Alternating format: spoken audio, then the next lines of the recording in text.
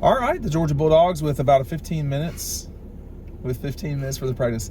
I was the only person that went to both practices today, and we're going to talk about that later. We didn't see Warren McClendon or Ladd McConkey. Dylan, I guess you're first. I don't know. That's a bad thing, right? We're not just getting messed with here. Oh, we totally could be getting messed with. Are you kidding me? I have no idea. I mean, that was just conditioning. I think that's a very believable thing. That was just conditioning. I mean, they were doing what we called pro sets back in the day. You just running for your life. They didn't have them in any sort of organized group that made sense to my eye as far as like the group Stetson was with.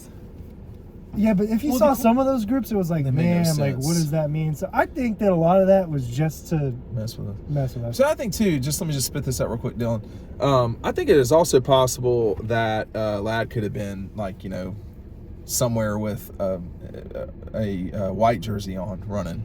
Yeah, and sometimes, too, they start off training, they're doing their physical rehab of some kind, and then they come out later. They're on the bike. Very likely could be one of that, but I don't know. We have no idea. It could also just be that these guys aren't ready to play too. Yeah. And I think we got to be prepared for that being a real possibility. I'm coming closer and closer to saying I'm not sure that losing those two guys, sort of matters. And I watched more. I watched the Penn State game, the Notre Dame game. I'm going to watch Maryland tonight. I'm going to watch, there was another game, Northwestern. I don't know if it's real fair to talk about the Northwestern game, but these practices, you don't want to lock on any one thing. But boy, these practices were not at all close to the same. One was completely psychotic and, screaming at an All-American. Dumas Johnson was an All-American, right? Second team All-American. Screaming at him that he was losing too much lately, Dylan, and that they were going hard in that conditioning. And I know that was a really big point for Kirby. And you compare that to Ohio State, and you have to know your team, right? Ohio State could be tired. I don't know. But Ohio State's practice was not like Georgia's. And I understand conditioning is not a practice. I don't need the comments. But I'm just saying, it wasn't just that. It was the timing of everything. Kirby, when the time came up, he was like, get the F out, y'all are out. It was intense. It was all of it. Now, conditioning has to be that way, but it was not just that they were running for their lives. It was everything surrounding the entire deal. Yeah, it was intense. It was intense. Kirby talked. It's Wednesday. They play in three, exactly. Basically 2 days. Their toughest day is Tuesday, but, Kirby talked like sometime in September, October, but if you're not conditioned now, you're not going to get conditioned. So, I thought it was interesting that they were going so hard on those drills, like three-cone drills, all sorts of, it's just agility and condition training, man. It was straight up conditioning for 15 it was chaos. Minutes. The moment you walk in, it's like, whoa, what's going on? I mean, but the kids knew. Yeah, well, they got it down because they have to deal with that on a daily basis. We don't. And we're trying to figure out. It's like, talking about the groups. It's like, okay, how is this split out? And then you realize pretty quickly, well, it's just split out. However the hell they wanted to split it out, because quarterbacks are with linebackers, and safeties are with tackles. Like it was just all over the place. I legitimately believe it meant nothing. The groups. No, I don't think it meant anything. I think that they were just randomly grouped up. Like some of you. Like you were with some of your position. Was AD with Stetson? No. So he was in a different group. He was in a different group. Okay. He was in a group with Don Blaylock and a couple of. Oh, okay. Okay. Yeah. But it's interesting because you also get to see who's in shape and who may or may not be. I'm not insinuating anything, but like a couple guys, Jamon Dumas Johnson, Darnell Washington, like they're gassed. They got to take the helmet off. There's other guys that are. Yeah, that's the helmet comment. The helmet comment was towards Pop, so he took. Oh, okay, that's how he started getting rolling. Okay. Yeah. So. Okay.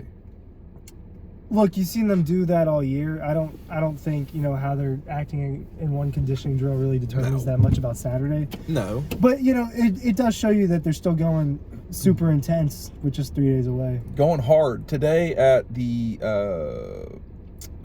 media availability. A couple of Ohio State linebackers and one DB. I don't think the DB was really kind of in on it. But he was like, oh, well, we're taking the grenades now. I'll just go for it too. One of the linebackers said that they felt like they had an advantage. And then the next linebacker, or D lineman, Dylan, said, I think we got the advantage across the board on both sides of the ball. Now, I'm probably saying it quite wrong, but that's the way people took it. I think that was a strategic mistake. I think it gives the guy that just screamed at everybody on the playing surface, except the AD and maybe the radio guy for Georgia. They were the only two that were spared. It gives that guy another reason to go hard in terms of motivation, is that Ohio State thinks that they've got an advantage across the board. I honestly don't think they really knew what they were saying either. That's what I'm saying. Because I think when you say it out loud, it sounds like, we think we can get advantages anywhere. Right. And, they probably can, but when you say that you do have advantages across the board, it's a completely different statement. And it sounded and looked on the transcript a lot more attacking and kind of aggressive. And right. You're giving Kirby ammo, and he doesn't need bulletin board material to do anything, to make these, go on these wild rants, yet you're just giving him more ammo now to do so. Is it rope-a-dope, though? Like, are they going to let Kirby punch out before the late rounds? Or is that a strategy? Kirby won't punch out. No, I know. mean, that's the problem. That's the problem. Yeah, But they're your confident. age. Yeah, They're your age. So and when you say dumb stuff when you're, in your early 20s. I don't think it's that dumb. I mean, I don't. Oh, I think it was dumb. Like, I get. I do. They're trying to be confident. They're trying to talk themself into this thing. Yeah, no, but dude, yeah, that may be what they're trying to do. If that's what they're trying to do, I mean, they are like, half kid, half man at the end of the day. Right. So, but no, Kirby and George, they don't need any sort of bulletin board material ever, because they could take the smallest thing like that and it turns into some big motivation. With a team that doesn't really need motivation, they know what the gold trophy tastes like at the end of the year. They know what that tastes like. They want it again. So it's like, I don't think it's as big a deal as maybe you guys do. I don't think it's not going to determine the game. The funniest part about it to me was just Stetson and Cedric Van Pran's faces. They're like, what? When they were like Stetson especially just kind of, he does that little he does that face where he's like, eh. Well, and again, it goes back to, it's like, I think they just kind of tripped up with what they said. And when they said it out loud, I don't think it sounded that crazy. But again, when it's read to you, when you actually hear it again, you're like, that's a strong statement. Well, and then people are going to say to us, well, you're making too much out of it. And my response to that is, I didn't say it. Let somebody, I mean, we control what we say, and those guys have the ability to not say particular things. I can choose to cuss right now. I'm not going to, right? So you can control what you say. When you talk like that, whether you're trying to talk yourself into something or not, Georgia will have advantages, and there are some advantages that Ohio State's got too. I mean, Ohio State has a really good quarterback. We got to see him throw, or I got to see him throw today. He's going to hurt you if you give him opportunities, if you turn it over on the wrong spot, if you give Ohio State opportunities. That's the number one thing that I saw against Penn State, and really against Notre Dame too, is they are good at taking advantage of situations, and the reason why is Stroud. One concern I've got for them right now is, now I couldn't tell this, but the running back is sick right now and allegedly was not at practice. So we've got 3 starting players total for both teams who were not at media availability during the practice. And that's concerning to me for Ohio State, because C.J. Stroud, asking him to do this by himself, I mean, Joe Burrow maybe could do it by himself, but it's hard. A quarterback can't just do it by himself. I mean, look at Bryce Young. He's the best quarterback in football, and he could not do it for Alabama by himself. I don't know if Joe Burrow could do it by himself. I'm just. Did I say? I'm sorry. He did have. He had Jamar Chase and Justin Jefferson. Yeah. No, well, I do think he's that guy. Let me say this real quick. Joe Burrow is about the only person that could do it by himself. But in my global point with that, and this is maybe what the trap that the Ohio State guys got into, is Joe Burrow had guys too. I mean, he had some killers on the outside. That's what made them so good. Now, this guy's got some players too. Harrison, you see him live, he's built. I mean, he looks good. Number 2, whose name I cannot remember. Yeah, same situation. They've got pretty looking guys in terms of athleticism. But to me, you've got to have the run game. And the big guys have got to be ready to fight, because this will be as challenging a situation for Ohio State's offensive line, and really, I guess, their defensive line. This will be as challenging, or the most challenging situation that 9 to 12 men have seen their entire season. Georgia is the real deal up front. Well, it's like going into the Tennessee game, it was, talking, all the weapons outside, look how good their offense is throwing the ball. But when it got down to it, yeah, both lines of scrimmages were lost heavily on both sides. And I think Ohio State can put up a better fight there, but that's where their challenge is going to be. Yeah, they can make plays on the outside. If they got one-on-one coverage on the outside and CJ has time, yeah, they can make plays. He can hit. But they're going to struggle on the defensive line and the offensive line, like you're saying, to have that time. His ability to hit balls right in stride on slants, I mean, he if you let Stroud do that, they will beat you. I mean, Ohio State will beat Georgia if you let them. If Ohio State can play their football, they certainly can win this game. Yesterday, Stroud was skeptical that they would be allowed to do that. That was the way I read I read that quote. So he knows what he's getting into. Yeah, they've watched the tape. He's watched them. He knows. This is a phenomenal defense with more speed and athleticism than he's seen all year. I do think that the line of scrimmage on both sides, like that's the biggest test for Ohio State. They haven't seen physicality like Michigan the last time, and they got beat there. And so you get that here again. I think it's going to take Stroud and the line's A game for Ohio State to win this. So that's where I'm skeptical about this, because I don't know who's played their A game against Georgia's defense. Missouri. They scored 1 touchdown. Well, so did everybody else. That's the problem. LSU scored a couple. LSU, against the second half, like different type of defense. I mean, but who else scored multiple touchdowns? Florida hit a big ball, right? Didn't Florida score 2 touchdowns? Starks missed that ball. But like Oregon, South Carolina, Tennessee scored 2. Here's the difference. Stroud's better than all those quarterbacks. He is, I think. And those receivers are better than all those receivers as well. Well, I do think the Tennessee receivers. I think Ohio State's receivers are better as well. They are really good. Yeah, I do think that Harrison Jr. and they are definitely the real deal. But all those guys are going to be in the league. But it's that line of scrimmage is going to. If they lose that, they lost the game. Because when you look at the rest of these matchups, Georgia should be better, if not equal, in almost every category. Dude, I sent you this clip. I didn't send it to Dylan, but there was a clip of, a Notre Dame linebacker running towards the injured Ohio State guy. The guy that's not going to play at running back, Williams, I think it is. Right? No, it's the other guy. I'm sorry. Henderson. And Henderson got a 5-yard carry that he would have gotten knocked back a yard or 2, or at minimum would have just been 2nd and 10. That's the difference in speed between Georgia and these other teams. That Georgia sets the edge, and then here comes number 10 or number 2 in a blur, and you're in real trouble because they're coming in there trying to, end you. It's problematic.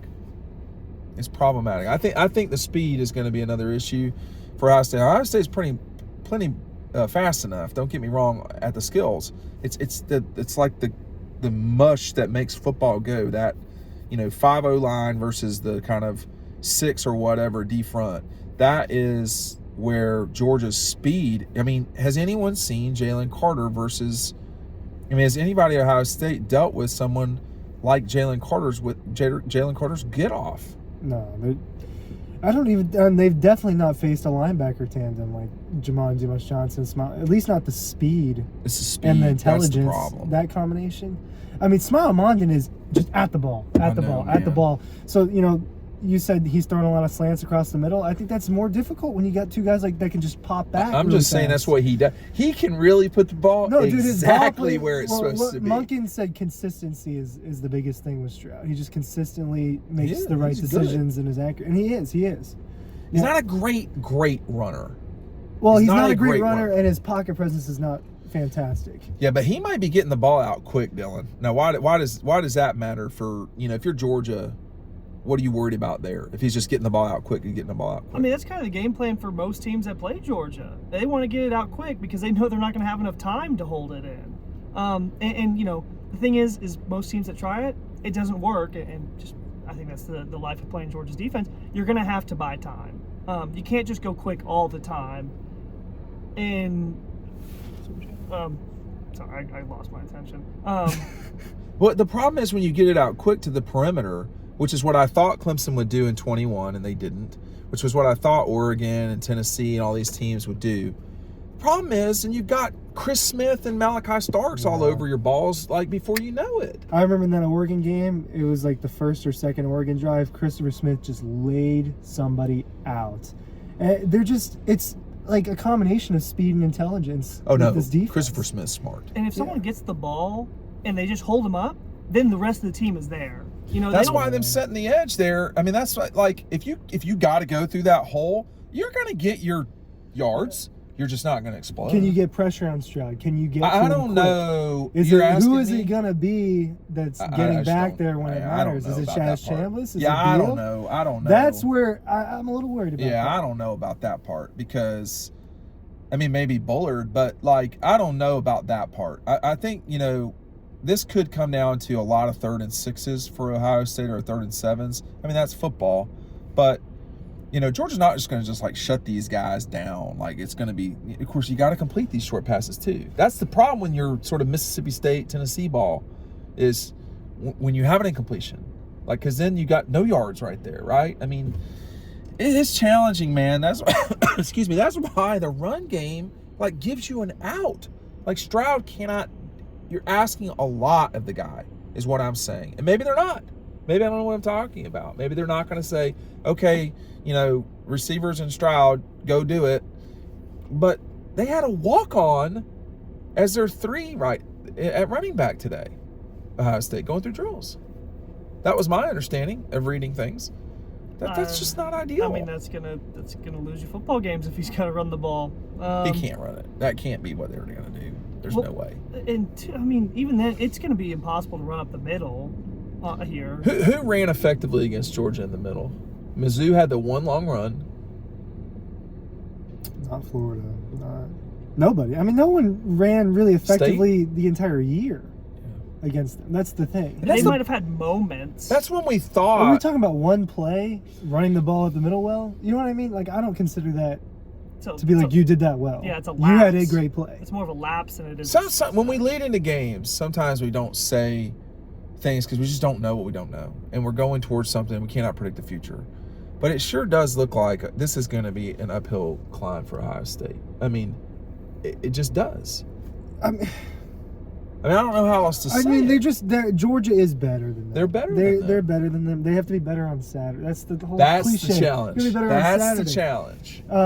They could totally win the game, though. I mean, Ohio State could totally win the game. You turn it over twice, you're really playing around. So you're really playing in around. all of this, I feel like we've barely talked about Georgia's offense. In this whole That's the other month-long period. It's just been about C.J. Stroud versus did just Georgia's score 50 defense. points. Yeah, we haven't talked about Georgia's offense. What did they score against Tech? 37. Okay, so you're talking about almost 90 points in the last 2 games. The game before that was State. They scored 40, whatever. No, it was Kentucky. Well, that was like the Northwestern game for Ohio State.